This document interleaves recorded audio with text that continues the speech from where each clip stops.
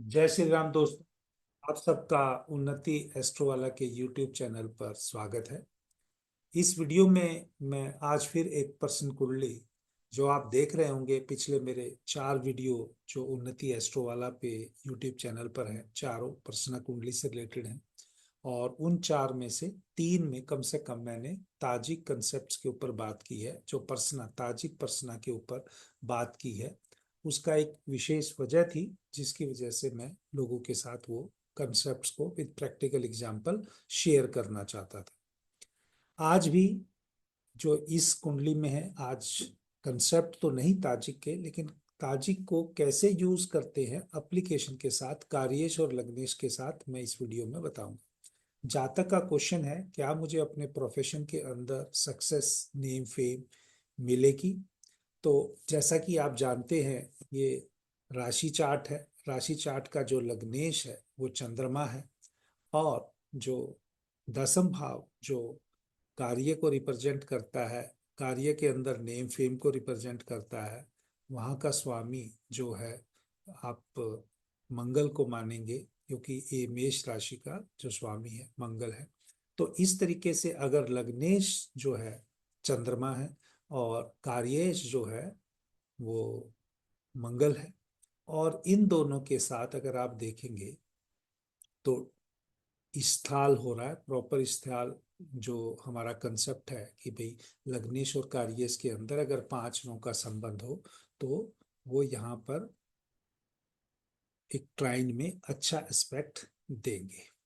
लेकिन क्योंकि यहाँ पर जो डिग्री है, जो मंगल की जो डिग्री है वो 11 डिग्री और 52 मिनट है, और चंद्रमा की जो डिग्री है वो 7 डिग्री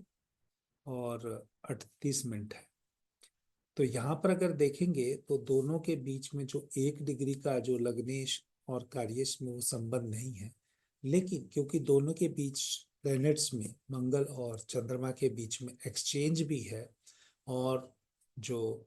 चंद्रमा है जो तेज गति का ग्रह है वो पीछे रहेगा, और जो मंगल जो उससे थोड़ा सा धीरे चलता है चंद्रमा के मुकाबले, अगर आपने सीक्वेंस ग्रहों की अच्छे से देखी है, तो वहां पर अगर चंद्रमा पीछे है तो वो आगे चल के फ्यूचर में मंगल को पकड़ ही लेगा। लेकिन अगर आपने यहाँ पर वैसे देखना है, तो लग्नेश यहाँ पर वो आगे निकल चुका है, कार्येश पीछे। लेकिन क्योंकि दोनों के बीच में एक्सचेंज है, तो यानी इस जातक का अगर क्वेश्चन है नेम और फेम का, और जब दोनों लग्नेश और कार्येश अब अपनी राशि में चले जाएंगे, और पंचम भाव से संबंध भी बनाएंगे। पंचम भाव एक चेयर को, एक रिस्पेक्ट को इंडिकेट भी करता है। तो पहले वहां लग्नेश का होना सूर्य और बुध के साथ, और बाद में वहां पर मंगल का एक्सचेंज के द्वारा आ जाना, और त्रिकोण में चंद्रमा और मंगल का आपस में संबंध बने रहने से, तो यहाँ पर हम इस्तेआल की कंसेप्ट को लगा सकते हैं। और हम ये भी कह सकते हैं, क्योंकि जो प्लेनेट है सूर्य है, वो भी दोनों के साथ एक संबंध बना रहा है, तो वो भी कहीं ना कहीं, क्योंकि जो सूर्य की जो गति है वो मंगल से तेज है, लेकिन अ, सूर्य से धीरे है, ना चंद्रमा से धीरे है। तो वो भी कहीं ना कहीं जो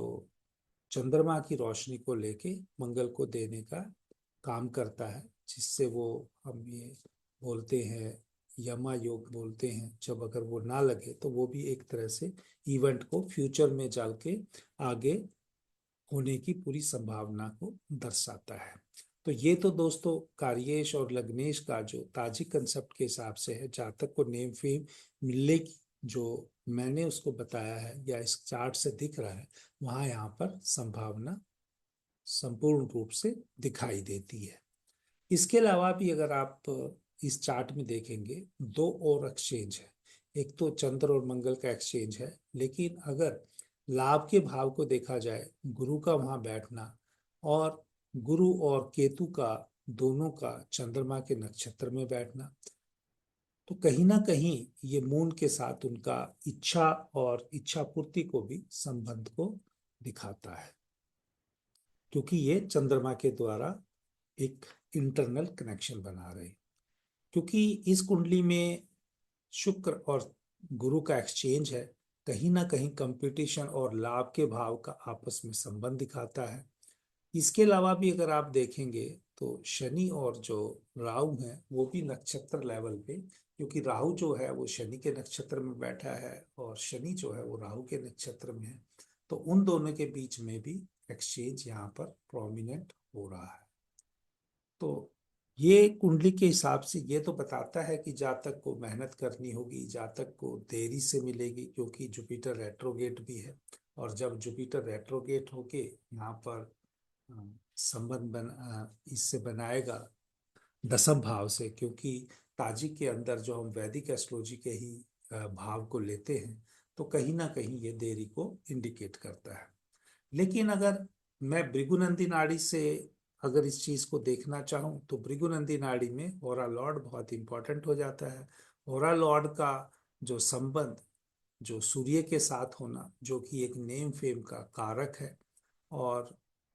मंगल का, यानी एक जातक की इच्छा भी है कि भाई वो सेनापति की तरह आगे लीड करे, तो यहाँ पर वो चीज राहु के साथ मल्टीप्लाई फैक्टर के साथ होते हुए एक सक्सेस की डिजायर को दिखाता है। लेकिन यहाँ पर भी क्योंकि इस त्रिकोण में कहीं ना कहीं बुध जो कम्युनिकेशन का कारक है, वो अगर जातक के जो ये सक्सेस में जो कम्युनिकेशन है वो एक इम्पोर्टेंट रोल प्ले करने वाली है। और क्योंकि बुध यहाँ पर वक्री है, अगेन वो कम्युनिकेशन को थोड़ा कहीं ना कहीं किसी विशेष रूप से डिले कर रहा है, या कोई ऐसी मिसकम्युनिकेशन को इंडिकेट करते हुए दिखाई दे रहा है जिसकी वजह से ये थोड़ा सा डिले हो। अदरवाइज क्योंकि गुरु की दृष्टि सीधा चंद्रमा के ऊपर पड़ रही है, और जब एक्सचेंज होके मंगल भी यहाँ आ जाएगा तो गुरु की उसके ऊपर दृष्टि रहेगी। और अगर मान लो वहाँ पे गुरु के साथ अगर शुक्र का एक्सचेंज को भी हम कंसिडरेशन कर ले, तो गुरु और शुक्र दोनों ही एक रिजल्ट गिविंग बेनिफिक प्लैनेट हैं, जो कहीं ना कहीं जिस भी प्लैनेट्स के साथ संबंध बनाते हैं उसके लिए अच्छा ही वो करते हैं। इसी चीज को अगर दोस्तों, अगर आपने वैदिक एस्ट्रोलॉजी का जो पर्सन कुंडली है इसी को ताजिक के कंसेप्ट को यूज करते हुए D9 में भी देखना है, तो D9 में पर्टिकुलरली आपको देखना होगा कि जो लगन उदित हो रहा है वो वहाँ क्या बन रहा है। क्योंकि जिस तरह से यहाँ पे राशि चार्ट में लग्नेश और कार्येश का संबंध है, तो वहां पर हमें लग्नेश और कार्येश का संबंध नहीं देखना है। लेकिन क्योंकि D9 चार्ट का एसेंडेंट, क्योंकि अंदर से शक्ति कितनी है, वहां का जो लगन उदित हो रहा है, वो लगन जो 5 नंबर का हो रहा है उसका जो स्वामी है जो चौथे भाव में चला गया है, और चौथा भाव खुद एक जातक की स्पोर्ट को दिखाता है, पब्लिक के स्पोर्ट को दिखाता है। तो कहीं ना कहीं से आगे चल के इस जातक के जीवन में पब्लिक स्पोर्ट जो आते हुए दिख रहा है, जिसकी वजह से इसको आने वाले टाइम में, और वो सूर्य जो है लग्नेश होकर खुद दसम भाव को भी सप्तम दृष्टि से देख रहा है, तो हम यहाँ कह सकते हैं कि जातक को आगे चल के सफलता, जो उनका क्वेश्चन है सक्सेस और नेम फेम का, वो यहाँ पर मिलती हुई दिखाई दे रही है। क्योंकि सूर्य के ऊपर भी गुरु बा पंचम दृष्टि से दृष्टि डाल रहा है, और कोई मैलेफिक दृष्टि यहाँ पर दिख रही नहीं है सूर्य के ऊपर। अगर यहीं पे कार्येश और लग्नेश का भी संबंध अगर हम देखें, तो लग्नेश चला गया है सेकंड हाउस में, सेकंड हाउस में यानी धन बैंक बैलेंस में हाउस में चला गया है। और चंद्रमा का 6 नंबर की राशि में जाना, यानी जातक का कहीं ना कहीं काम बोलने से संबंधित हो सकता है। एक ही चीज है यहाँ पर कि जो कार्येश है मंगल है वो राहु के साथ है, मंगल और राहु जातक से मिलके बहुत यहाँ पर मेहनत कराते हुए कम्युनिकेशन के भाव में दिख रहे हैं। कहीं ना कहीं आगे चल के इस जातक का जो नेम है वो एक प्रचार है, जो भी इसके कार्य है उसका ट्रैवल करेगा ही करेगा, तो यहाँ से भी वेरीफाई हो जाता है। तो दोस्तों, अगर आपको ये वीडियो पसंद आया हो तो इस वीडियो को लाइक भी करें, चैनल को सब्सक्राइब भी करें। और क्योंकि ये एक स्पेसिफिक क्वेश्चन है जो 999 नंबर दिया गया है, और इसके बाद प्रश्न कुंडली के ऊपर शायद अगर कोई वैसे कोई छात्र पढ़ना चाहता है कोर्स तो हम काम करेंगे, लेकिन या कोई अपना कोई क्वेश्चन पूछना चाहता है उसके ऊपर हम उसको बताएंगे, और वो सब पेड कंसल्टेंसी ही होती है। लेकिन प्रश्न कुंडली के बाद, क्योंकि आज के बाद कोई वीडियो हम उन्नति एस्ट्रो वाला के यूट्यूब चैनल पर बना के नहीं डालेंगे। जय श्री राम।